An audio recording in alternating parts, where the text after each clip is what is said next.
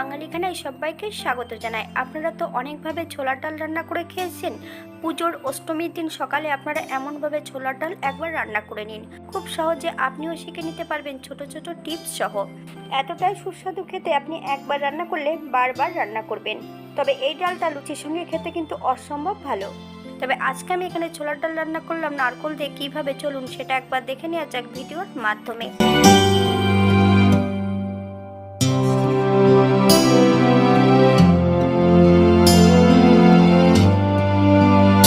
আজকে আমি রান্না করব ছোলার ডাল। এখানে 500 গ্রাম ছোলার ডাল 1 ঘন্টা আগে ভিজিয়ে রেখেছি। তবে জল পাল্টিয়ে ডালগুলোকে 2 থেকে 3 বারের মতন আমি ধুয়ে নেব। ডালগুলো থেকে বেশ ভালো করে জল ঝরিয়ে নিতে হবে। এই পর্যায়ে আমি সম্পূর্ণ ডালগুলো একটা প্রেসার কুকারের মধ্যে অ্যাড করব। 4টে কাঁচা লঙ্কা, আপনারা যদি পছন্দ করেন তাহলে পরিমাণে বাড়িয়ে দিতে পারেন। 1 চামচ নুন, আপনারা স্বাদ অনুসারে নুনটা অ্যাড করবেন।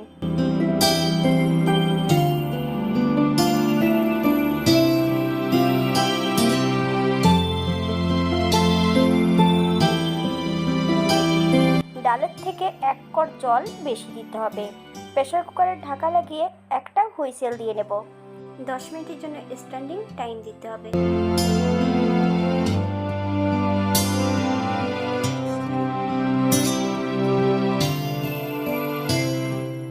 স্ট্যান্ডিং টাইমের পর ডালগুলো কিন্তু সেদ্ধ হয়ে গেছে, কিন্তু প্রত্যেকটা ডাল গোটা থাকবে আর তলে কিন্তু সামান্য একটু জল আছে না থাকার মতন। আপনারা এই দিকটা একবার খেয়াল রাখবেন। জলের পরিমাণ যদি বেশি দিয়ে দেন ডালটা কিন্তু অতিরিক্ত সেদ্ধ হয়ে যাবে। আমার প্রেসার কুকারে হয়তো একটা সিটি লেগেছে, আপনাদের হয়তো কম বেশি লাগতে পারে।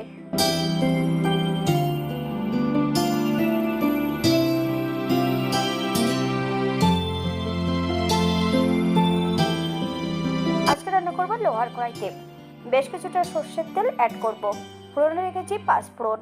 ফোড়ন থেকে সুগন্ধ বেরোলে তেজপাতা আর 2টো শুকনো লঙ্কা অ্যাড করব। এই পর্যায়ে অ্যাড করব বেশ কিছুটা কুড়ানো নারকেল। আপনারা যদি পছন্দ করেন তাহলে পরিমাণে বাড়িয়ে দিতে পারেন। সামান্য একটু হিং। 2 থেকে 3 মিনিটের মতন বেশ ভালো করে নারকেলটা ভেজে নিতে হবে, অথবা নারকেলের রং যতক্ষণ সোনালি রং না হচ্ছে ততক্ষণ বেশ ভালো করে ভেজে নিতে হবে।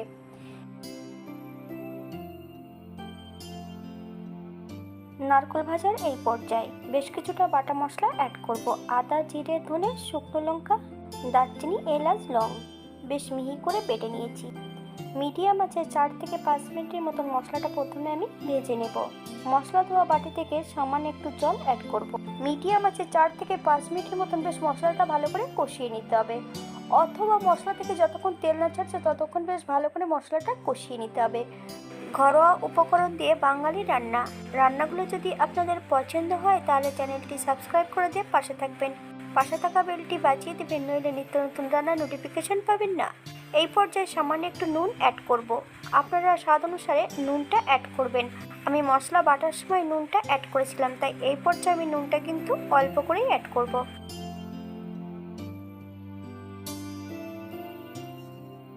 হাফ ইঞ্চি আদা বেশ গ্রেট করে এই পর্যায়ে অ্যাড করব। মশলা কষানোর এই পর্যায়ে 3-4টে কাঁচা লঙ্কা অ্যাড করব। আপনারা যদি পছন্দ করেন তাহলে পরিমাণে বাড়িয়ে দিতে পারেন, তবে লঙ্কাগুলো কিন্তু আমি গোটা অ্যাড করেছি।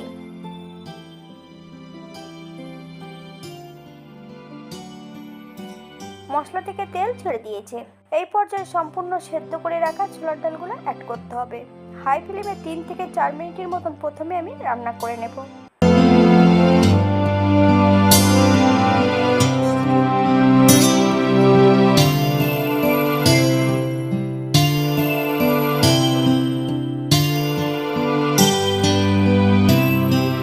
হাই ফ্লেমে 4 থেকে 5 মিনিটের মতন মশলা সহ ডাল দিয়ে বেশ ভালো করে কষিয়ে নিতে হবে।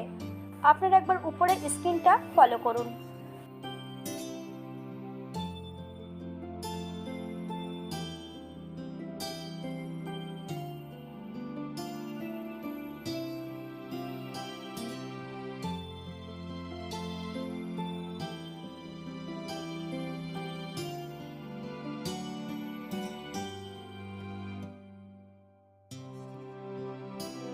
ডাল কষানোর এই পর্যায়ে আমি 1 চামচ চিনি অ্যাড করব। আপনারা যদি পছন্দ করেন তাহলে পরিমাণে বাড়িয়ে দিতে পারেন।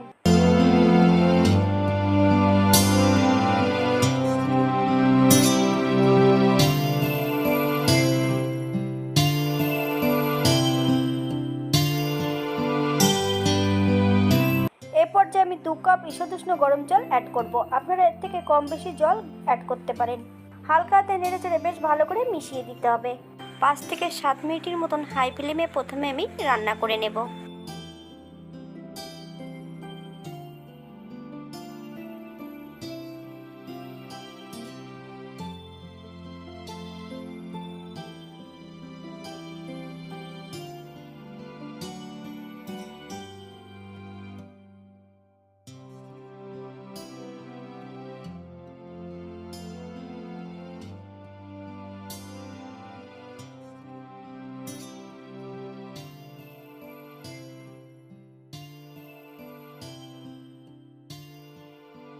ডালটা সেদ্ধ হয়েছে কিনা আপনারা একবার এই পর্যায়ে চেক করে দেখবেন। ডাল সেদ্ধ করার সময় যে লঙ্কাগুলো অ্যাড করেছিলাম সেই লঙ্কাগুলো হাতার সাহায্যে বেশ ভালো করে ডলে দেব।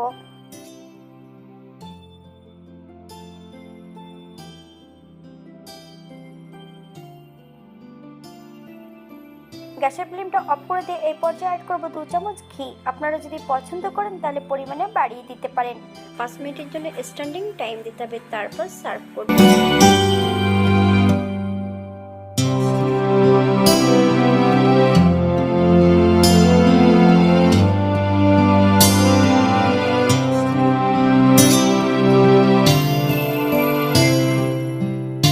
ডালের ঘনত্বটা আপনারা আপনাদের পছন্দ মতন রাখতে পারেন।